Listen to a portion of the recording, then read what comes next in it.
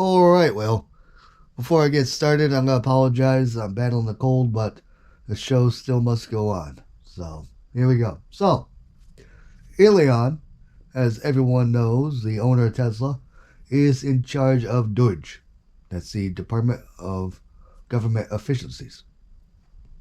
And by doing so, he's running his people around the clock at 120 hours a week. That means they're working a grand total of 17 hours a day, 7 days a week. So, why does this matter?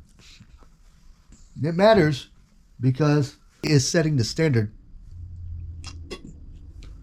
for government to work at peak efficiency. Now, he has a rule that you have to have a certain IQ to work for him, and that you must literally not care about your weekends or having any type of social life at all.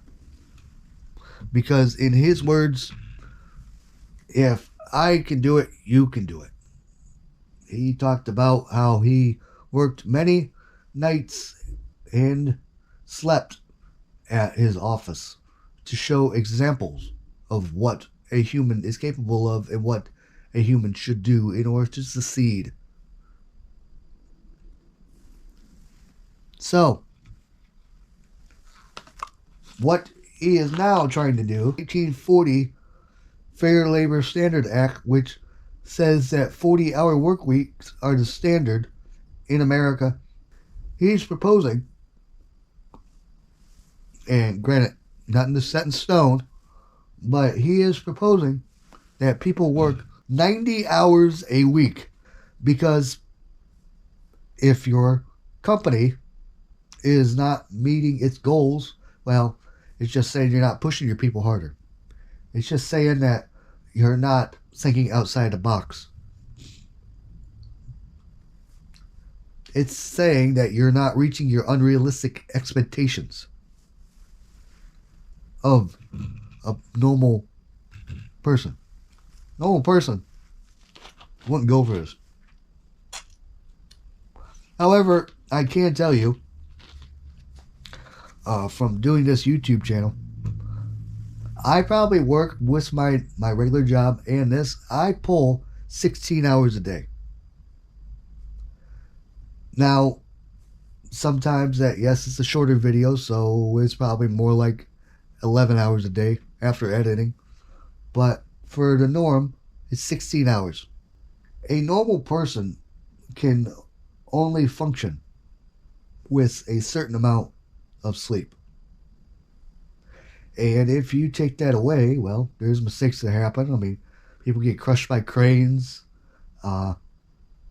People drive their semis off the road, off a cliff. So, there's a lot of factors to this. So it's not all set in stone. That, oh yeah, if I can do it, you can do it.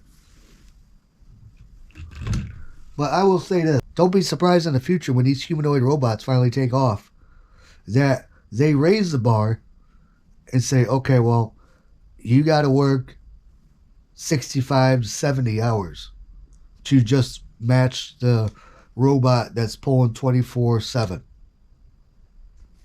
to get this job. And don't be surprised that you'll have a job where they'll say, well, this job is only for 1 hour a day because the robot does the rest. So that means you're going to go job hunting to find other jobs to fill that void in your elapsed time. This is crazy, and this needs to have a long discussion about the future of work in America and in other countries. Just keep in mind, like I said, in the borderless workforce, they're making technology that they don't have to look at, okay, the only workers I got is the workers in California, or the only workers I got is the workers in Texas. No, now they can look at, oh, well, this worker in Kenya will work cheaper than the worker in Texas, but wait, this worker in Kenya is more expensive than the worker in Vietnam. So we're choosing the Vietnam guy because the Vietnam guy says he'll do it for 2 cents a month, and the Kenya guy says he'll do it for 5 cents a month.